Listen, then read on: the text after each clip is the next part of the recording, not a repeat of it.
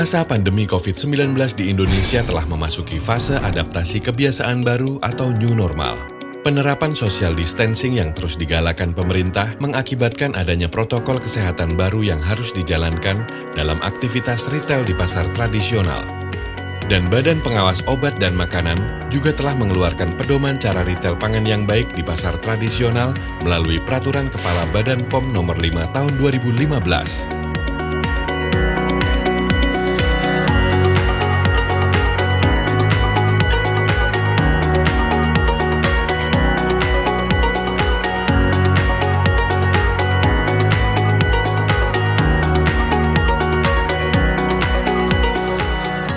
Pagi, Pak.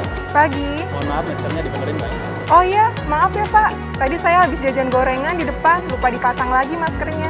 Lain kali jangan diulangin, ya. Ya Pak, makasih. Mohon maaf, saya cek. Sekarang semuanya serba ribet ya Pak, apa-apa harus pakai masker. Kita harus saling menjaga, gitu, Pak. Oh iya, oke deh Pak.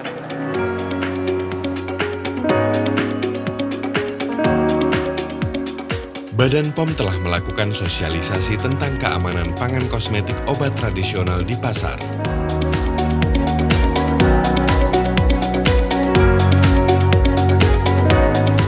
Demi melaksanakan protokol kesehatan dengan benar dalam kegiatan retail, pihak pekerja pasar tradisional dan para pedagang dituntut harus lebih memperhatikan beberapa hal ini. Pertama, pembagian area penjualan komoditi harus disesuaikan dengan bahan yang sejenis agar lebih teratur dan mencegah terjadinya pencemaran silang.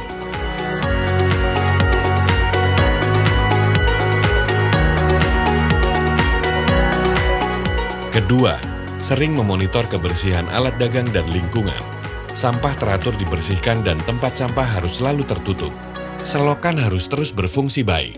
Hindari lubang saluran air dari hama. Jangan ada pangan tercecer, dan lantai harus terbuat dari semen atau keramik. Ketiga, mengendalikan stok penerimaan dan penjualan, serta memperhatikan masa kadaluarsa.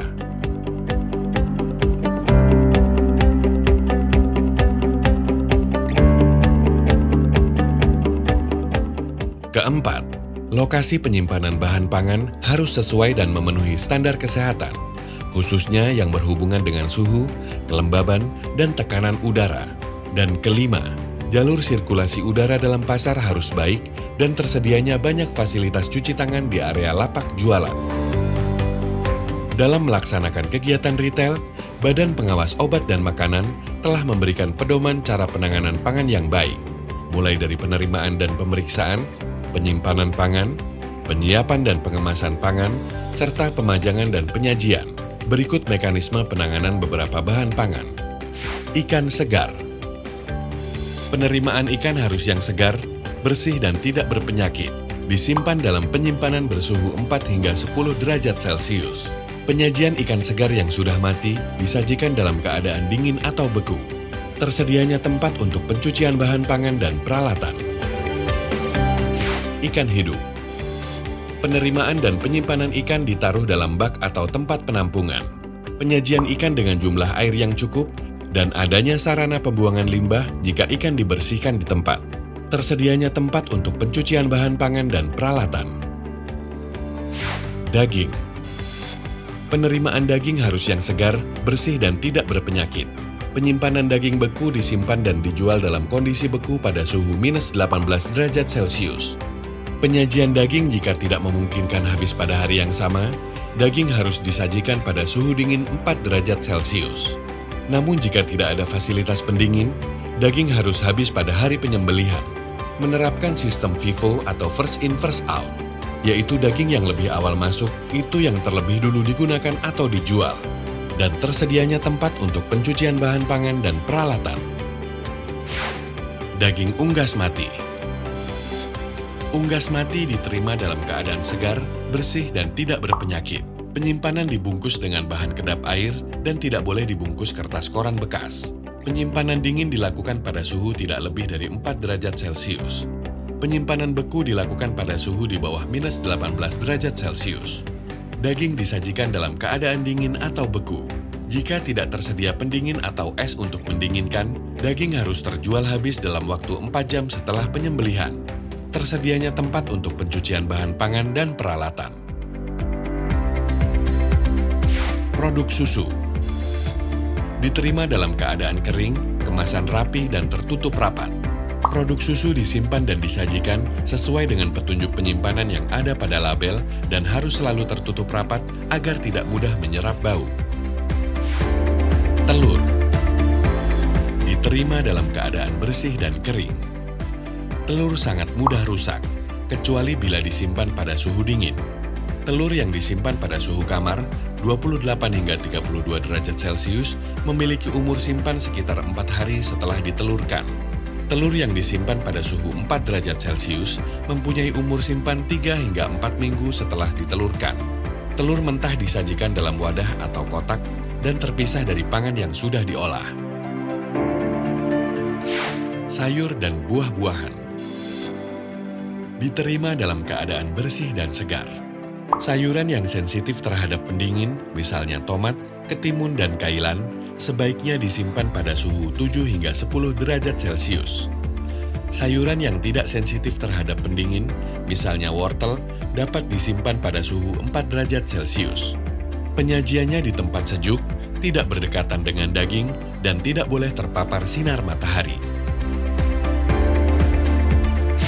Pangan beku diterima dalam keadaan beku dan bersih. Pangan beku disimpan dan disajikan pada wadah yang kedap air dan udara pada suhu di bawah minus 18 derajat Celcius. Tidak boleh asal disajikan di atas lapak atau kios dengan suhu ruangan. Pangan yang disiapkan untuk diproses lebih lanjut diterima dalam keadaan segar dan bagus. Penyimpanan pangan seperti kelapa parut, santan, dan bumbu giling harus segar dan disimpan pada suhu 4 derajat Celcius, atau jika disimpan pada suhu kamar 28 hingga 32 derajat Celcius, harus tidak lebih dari 4 jam. Bumbu giling disimpan dalam wadah yang kedap udara. Penyajian kelapa parut dan santan harus dipersiapkan langsung saat ada pembeli untuk menghindari terlalu lama disimpan di tempat penjualan. Pangan kering diterima harus berada dalam kondisi kering dan kemasannya tertutup. Ruang penyimpanan pangan mentah kering harus dibersihkan secara rutin dan harus dilakukan disinfeksi. Suhu ruang penyimpanan harus dipertahankan tetap sejuk dan kering untuk mencegah kerusakan karena serangga dan bakteri. Pangan kering dipajang pada wadah bersih dan sering diperiksa agar tidak terkena hama atau berjamur. Pangan siap saji. Kondisi wadah dan pengangkut bahan pangan harus bersih. Makanan cepat busuk disimpan dalam suhu panas 65 derajat Celcius atau lebih, atau disimpan dalam suhu dingin 4 derajat Celcius atau kurang. Disajikan dalam keadaan terlindung dari debu dan udara kotor. Dan pengambilannya harus menggunakan alat atau penjepit. Pangan mengandung babi. Proses penerimaan harus terpisah dari bahan pangan lainnya. Pangan ini disimpan terpisah dalam tempat khusus yang jauh dari kemungkinan mengkontaminasi pangan yang tidak mengandung babi atau pangan halal. Pada tempat penyajiannya harus ditulis pangan mengandung babi. Alat-alat yang digunakan untuk menangani produk dari ini tidak boleh bercampur dengan alat-alat yang digunakan untuk produk selain babi. Pangan yang terkemas dan terdaftar. Produk yang diterima harus terdaftar di Badan Pengawas Obat dan Makanan dengan bukti nomor registrasi. Kemasan yang rusak seperti botol pecah atau retak, atau kardus robek atau produk pangan busuk atau rusak tidak boleh diterima. Pangan ini disimpan di tempat yang sesuai dengan suhu yang disarankan, bersih, kering, dan bebas hama. Penyajian bahan pangan harus diletakkan secara benar dan digantung teratur dengan stok baru di belakang dan stok lama di rak bagian depan. Untuk mendukung program Pasar Aman, di mana menjamin produk pangan itu aman, higienis, dan bebas dari bahan berbahaya atau bahan kimia yang dilarang dicampur dengan makanan, pedagang dan konsumen juga harus pintar melakukan pengecekan, karena masih saja ada pedagang nakal yang memanfaatkan kesempatan. Dan ini beberapa contoh panduan melihat bahan pangan yang sudah terkontaminasi bahan berbahaya atau tidak. Formalin kadang ada di bahan pangan seperti tahu, mie basah, ayam potong, ikan segar, ikan asin. Ciri-cirinya, makanan akan lebih kenyal, tidak mudah hancur, lebih tahan lama, dan ada aroma yang cukup menyengat. Untuk boraks, makanan yang sering ditemukan mengandung bahan ini adalah mie basah, bakso, lontong, serta kerupuk gendar. Tekstur makanan yang bercampur boraks akan lebih kenyal dan tidak mudah hancur saat ditekan. Bahan berbahaya berikutnya adalah rodamin B, yaitu pewarna tekstil yang sering ditemukan di kerupuk merah, terasi, sirup, dan aru manis berwarna merah. Zat ini membuat makanan mempunyai warna yang mencolok, cenderung ada rasa pahit, dan jika dipegang, warna akan menempel di kulit. Yang terakhir adalah methanol yellow, yang juga pewarna tekstil yang banyak ditemukan di kerupuk berwarna kuning, mie basah, dan tahu kuning. Bahan ini menimbulkan warna kuning mencolok. Rasa pahit, jika dipegang warna kuning akan menempel di kulit. Dalam situasi new normal saat ini, para pedagang juga dituntut untuk mengubah kebiasaan mereka berdagang dengan memperhatikan protokol kesehatan.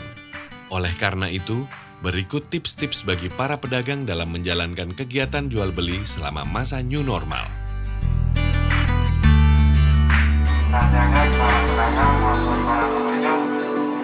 Pastikan diri Anda sehat ketika akan berjualan. Jika sedang sakit atau tidak enak badan, jangan berjualan.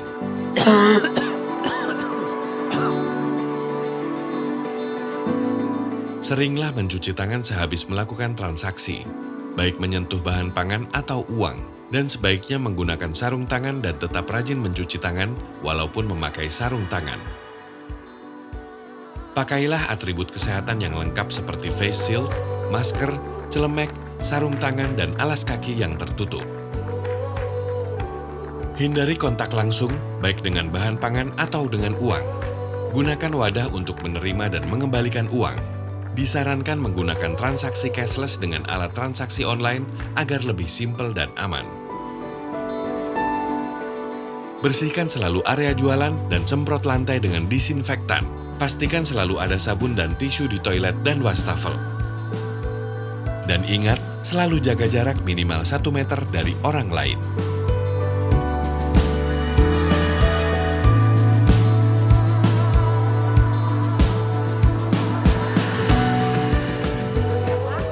Aku pesan makan, 1 nasi pakai rendang.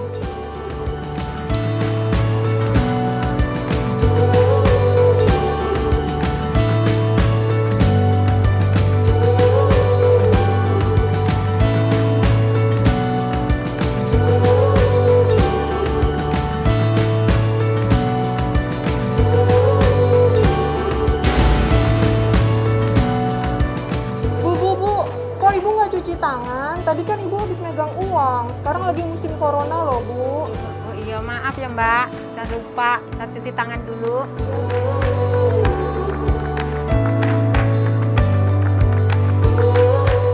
Silakan mbak. Terima kasih bu. Iya. Es teh manis 1.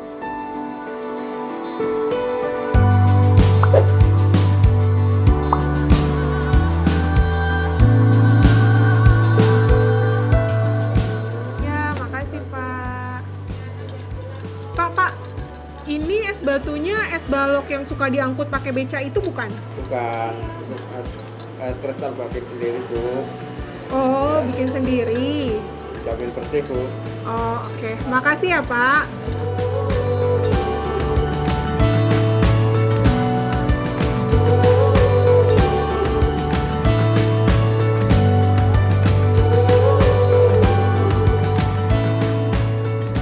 Nah, itulah beberapa mekanisme dan tips agar tetap aman saat berkegiatan di pasar tradisional selama new normal. Mari kita tetap saling menjaga demi kepentingan bersama. Satu tindakan untuk masa depan.